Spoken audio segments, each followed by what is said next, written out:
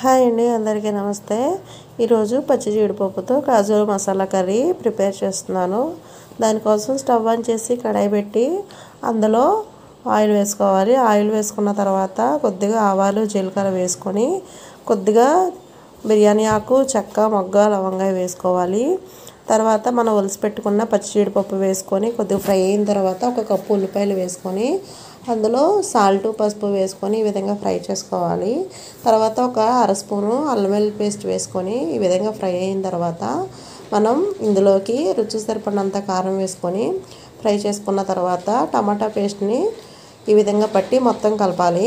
ఇలా కలిపిన తర్వాత కొద్దిగా నీళ్లు పోసి యాడ్ చేసుకొని బాగా కలుపుకున్న తర్వాత దీనిలోనికి రుచికి సరిపడిన సాల్ట్ అడ్జస్ట్ చేసుకొని ఆఖరిగా గరం మసాలా వేసుకొని కర్రీ దింపేసే ముందు కొత్తిమీర తరిగేసుకుంటే ఎంతో టేస్టీ అయిన కాజు మసాలా కర్రీ రెడీ అయిపోయినట్లే.